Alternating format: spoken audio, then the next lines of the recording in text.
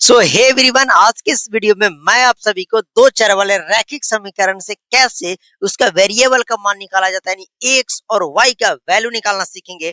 बहुत ही important video है, बहुत ही इंटरेस्टिंग वीडियो है। अगर आपको सीखना है तो इस वीडियो को शुरू से अंत तक जरूर देखिएगा। बेहतरीन तरीका से मैं आप सभी को समझाने का प्रयास करूंगा और सिखाने का प्रयास करूंगा। जैसे हमारे पास दो इक्वेशन दिया हुआ, इसको हम लोग बोलते हैं दो चर वाले रैखिक समीकरण। दो चर है, जैसे एक्स और वाई है तो दो चर है। रैखिक समीकरण क्यों? क्योंकि इसका पावर, इसका जो एक्स का घात है, वाई का जो घात है, वो एक से ज्यादा नहीं है, इसीलिए इसे हम लोग रैखिक समीकरण कहते हैं। और एक दो चर वाले रैखिक समीकरण हो गया युग्मी। युग्म मतलब दो जोड़ा में है। अब मेरे भाई, इससे आपको एक्स और वाई का वैल्यू निकालने के लिए बोलता है, तो कैसे निकालेंगे? बेहतरीन तरीका से आप समझने का प्रयास कीजिएगा। मेरे भाई, हमारे पास दो इक्वेशन, एक ऊपर वाला एक नीचे वाला। तो फर्स्ट ऑफ ऑल पहले आपको नाम दे देना है समीकरण एक, और इसको समीकरण दो बोल देना है। बताओ, किसी को कोई दिक्कत? यहाँ तक दो समीकरण हमारे पास था, दोनों को हमने नाम दे दिया समीकरण वन एंड समीकरण टू। बताओ, यहाँ तक किसी को कोई दिक्कत नहीं होनी चाहिए। मेरे भाई, अगला हमारा जो काम होगा कि जैसे आप चाहे तो एक्स वाले को बराबर कर लीजिए, चाहे तो वाई वाले को बराबर कर लीजिए। आपके मन है, जिसको चाहे आप उसको बराबर कर सकते हैं। चाहे तो आप एक्स को बराबर, अब बस बस मेरी बातों को सीखिए, कैसे बराबर करना वो भी सिखाऊंगा, टेंशन मत लीजिए। तो हम क्या बोल रहे हैं कि आप चाहे एक्स को बराबर कर लीजिए या फिर आप वाई को बराबर कर लीजिए।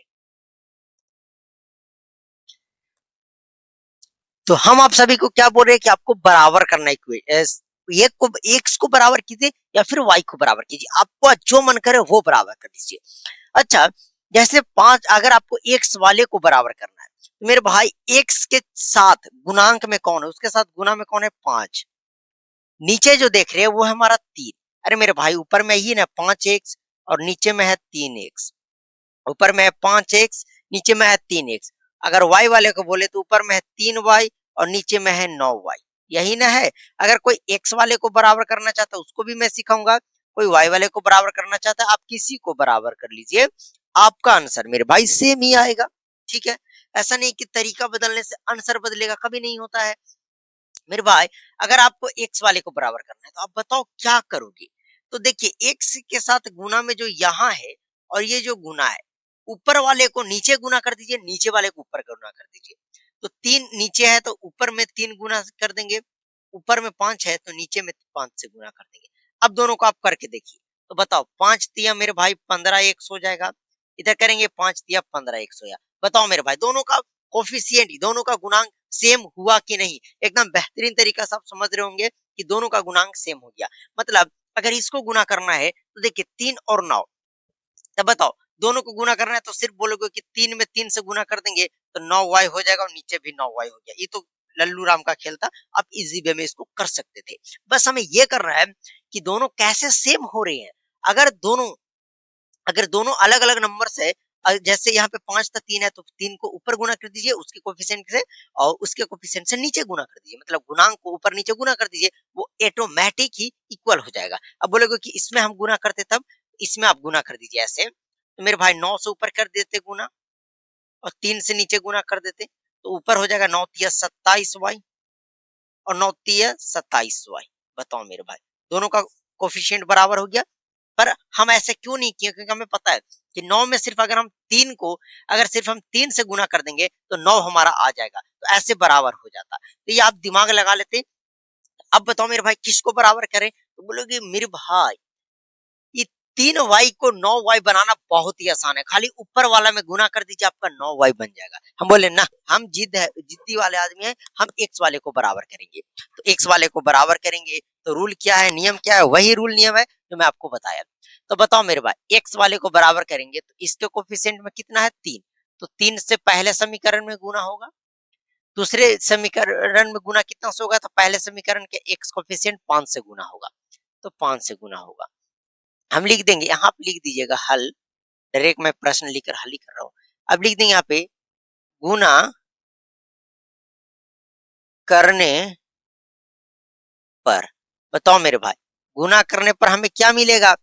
तो तीन से आपको सब में गुनिया देना है, पांच से आपको सब में गुना कर देना है। तो यहाँ कर दो, तीन से करेंगे तो मेरे भाई 15x हो जाएगा प्लस है तो प्लस, 3 को 3y से करेंगे, 3 तिया 9y हो जाएगा बराबर 5 तिया 15। मेरे भाई 3 से अब सब में गुना करोगे तो 5 तिया 15x, 3 तिया 9y, 5 तिया 15x, 15 खाली x नहीं। बेहतरीन तरीका से समझाने का प्रयास कर रहा हूँ, अब बस समझोगे। उसके बाद ये समीकरण हो गया, इसमें अब गुना करेंगे ये वाला में 5 से, तो 5 तिया 15x हो जाएगा, 9 पच्चा 45y हो जाएगा और बराबर 5 चौके 20 हो जाएगा। मेरे भाई इतना तक मैं आपको सिखाया, मैं आपको कोई तोप चलाना नहीं सिखाया, कोई बंदूक नहीं चलाया ना सिखाया, ना कोई AK-47 चलाना सिखाया, बस आपको कलम चलाना सिखाया हूँ अभी तक कि आप बस दोनों समीकरण को बैलेंस कीजिए, जिसको बराबर करना है उसको बराबर कीजिए और मल्टीप्लाई कीजिए, गुना करने पर क्या आता है। अब मेरे भाई यहाँ पे एक लाइन ऐसे खींच देना है, बस आपको नीचे सबका चिन्ह चेंज कर देना है। अगर देखिए ये 15x का चिन्ह है प्लस में तो माइनस कर दीजिए, 45x प्लस में कोई माइनस कर दीजिए, 20 प्लस में माइनस कर दीजिए, मतलब अगर नीचे प्लस में है तो माइनस करेंगे, माइनस में है तो प्लस करेंगे, नीचे प्लस में है तो माइनस करेंगे, माइनस में है तो प्लस करेंगे। मेरे भाई अब देखो 15x ऊपर प्लस में, नीचे 15x माइनस में, 15 माइनस 15 जाके 0, खत्म हो गया। अब बताओ 45y नीचे और 9y ऊपर, मतलब माइनस में 45y है ज्यादा तो माइनस में आंसर आएगा और जाएगा, तो 9 तिया 27, 9 चौके 36 हो जाएगा मेरे भाई, 36y बराबर, ये भी घटेगा तो माइनस में बचेगा मेरे भाई, क्या बचेगा माइनस में बचेगा, तो 5 बच जाएगा माइनस में। देखिए अब देखिए यहाँ पे 45 को जब 45 में से 9 घटाइएगा तो 36y बचेगा। माइनस क्यों लिखे, क्योंकि मेरे भाई 9y और 45y में कौन बड़ा है, तो 45y माइनस में है, कहा कि प्लस बदल के माइनस कर दिए, तो यहाँ माइनस 36y हो जाएगा, यहाँ भी माइनस, देखिए माइनस से माइनस ही खत्म हो गया। अब हटा दीजिए तो y का वैल्यू जो हो जाएगा मेरे भाई वो 5, इधर 36 गुना में होने जाएगा तो भागा में 5 बट्टे का 36, ये आपका आंसर हो गया। अब हमें x का भी तो मान निकालना है, हम तो सिर्फ y का वैल्यू निकाल पाए, y का वैल्यू क्या आया 5 बट्टे का 36, y का वैल्यू अब समीकरण 1 में 2 में या फिर इसको आप 3 मान लिए तो इसमें या किसी में रख दीजिए, आपका y का मान आ जाएगा। हम लिख x का मान आ जाएगा तो हम लिख देते हैं y का मान समीकरण 1 में रखने पर, मेरे भाई आप 1 2 3 कुछ में रख दीजिए, कोई दिक्कत नहीं। समीकरण 1 क्या है, बोलोगे 5x है प्लस 3y है बराबर 5 है, यही ना है। जहां y दिखेगा वहां 5/36 रख दीजिए, तो 5x है प्लस 3y की जगह क्या रख देना है, बोलोगे 5/36 से ना रखना है बराबर 5। देखिए 3 से कटेगा, 3 एकम 3, 12 तिया 36 कट गया मेरे भाई। आप कह सकते हैं कि बच्चा 5x प्लस 5/12 और बराबर का 5 बटा, कोई दिक्कत यहाँ तक 1% की भी दिक्कत आपको नहीं आएगी। बताओ मेरे भाई अगर हम इसको कर दे इसके नीचे कुछ ना तो 1 हो जाएगा, बताओ 12 और 1 के एलसीएम कितना हो जाएगा 12, 12 बार में कटेगा 12 पचे 60x और प्लस 5 है तो 5 बराबर 5। अब बताओ इधर ये डिवाइड में होने जाएगा तो मल्टीप्लाई, यानी भागा में होने जाएगा तो गुना में, तो बोलोगे 60x प्लस 5 बराबर बचेगा 12 पचे 60, कोई दिक्कत वाली बात नहीं।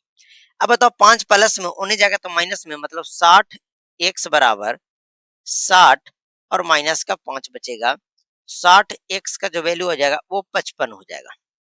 बताओ मेरे भाई कोई दिक्कत वाली बात नहीं।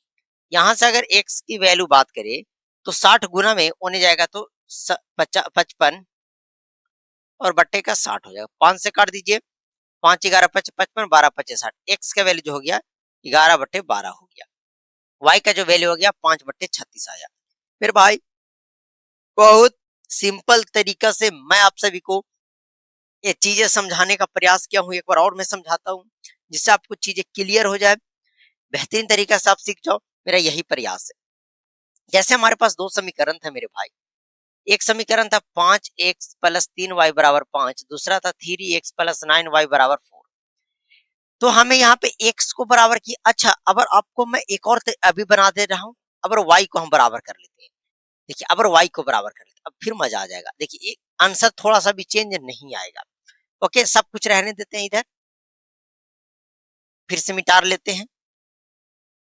अरे कोई बात नहीं मेरे भाई, अब सीखो चीजों को।